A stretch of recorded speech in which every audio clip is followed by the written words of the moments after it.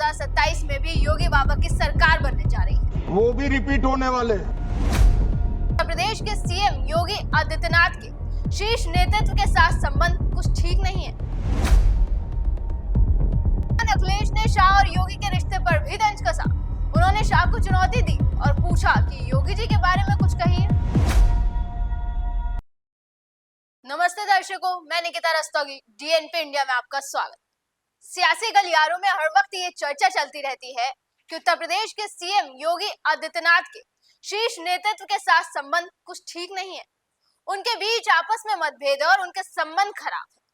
बीते कई दिनों से सीएम योगी आदित्यनाथ के बीजेपी के शीर्ष नेतृत्व के साथ बेहतर तालमेल न होने की कयासबाजी खूब चल रही। लखनऊ से दिल्ली तक इस मामले को लेकर राजनीति गरमाई जा रही है।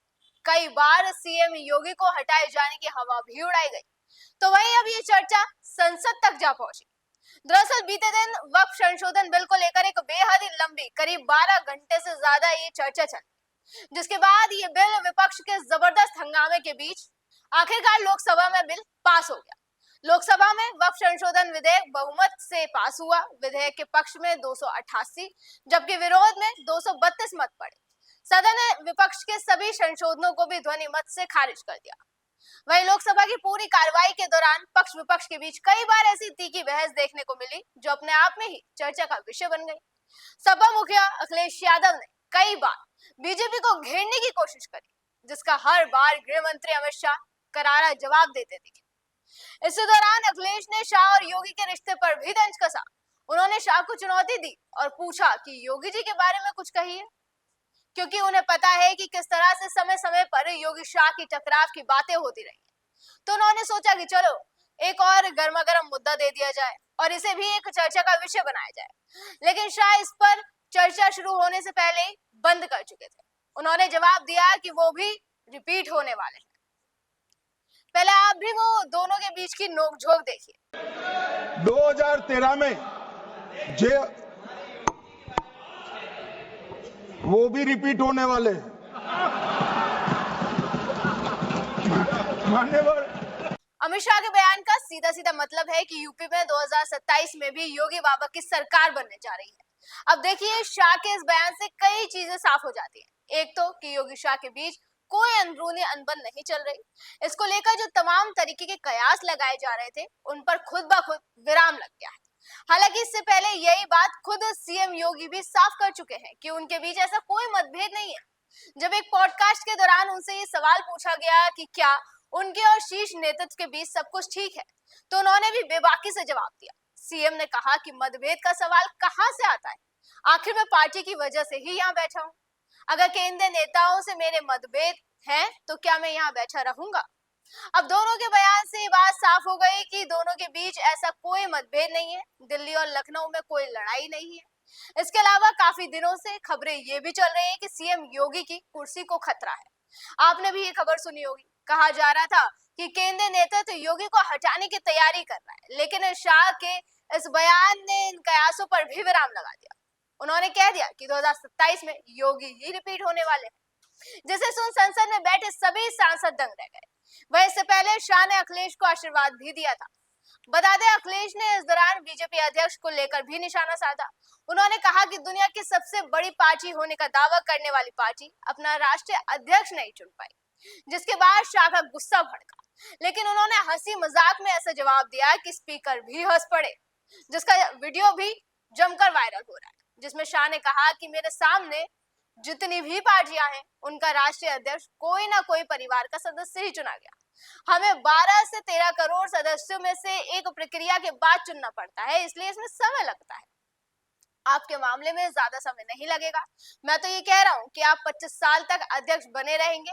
ये सुनकर हर कोई हंस पड़ा। उनकी ये नोकझोंक भी देखिए। अध्यक्ष महोदय, जो आज बिल पेश हुआ है, मैं हिंदी और अंग्रेजी को जो कुछ समझ सकता हूं वो यही मैं कह सकता हूं कि माननीय मंत्री जी ने ये कहा कि ये उम्मीद है। ये उम्मीद कैसे बना है, अंग्रेजी में भी मुझे समझ में नहीं आ रहा कि उम्मीद है। ये हिंदी में भी समझ में नहीं आ रहा कि ये उम्मीद है। यूनिफाइड वक्फ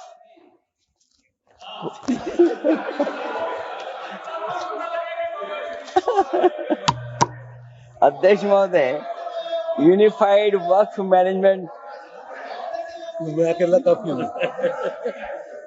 अध्यक्ष महोदय, ये अध्यक्ष महोदय,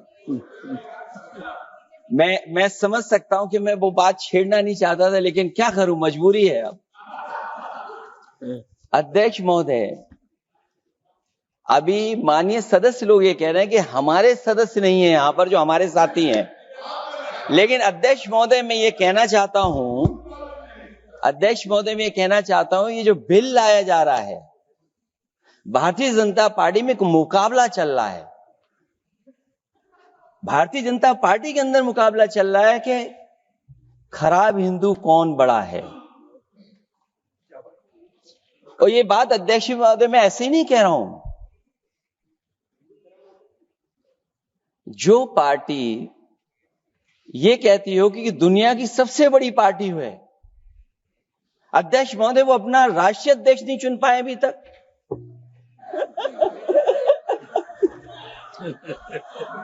जी, मैं अखिलेश जी ने बहुत हंसते हंसते कहा है, इसको हंसते हंसते जवाब देना।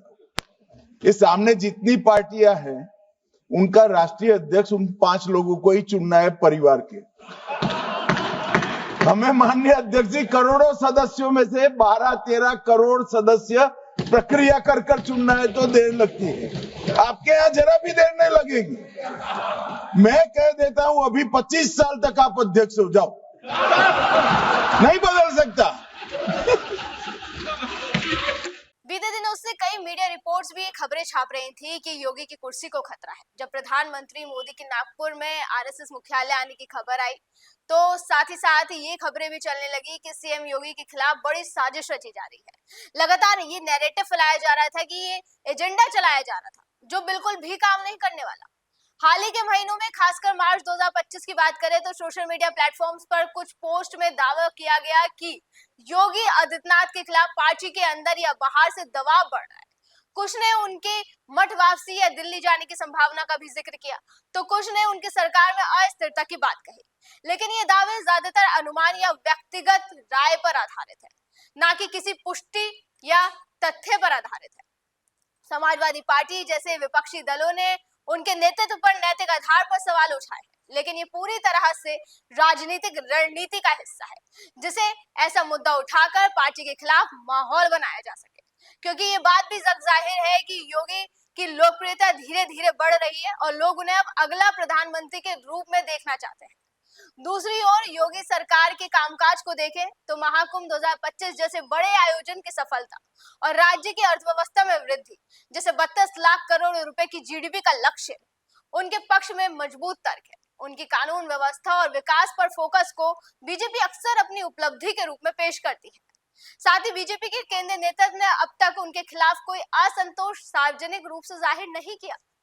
हालांकि ये भी सच है कि भारतीय राजनीति में कुर्सी का खतरा कभी भी पूरी तरह से खारिज नहीं किया जा सकता। यह आंतरिक पार्टी गतिशीलता, चुनावी प्रदर्शन या अप्रत्याशित घटनाओं पर निर्भर करता है। फिलहाल अभी तक खतरे की बातें ज्यादातर कयासों तक ही सीमित है।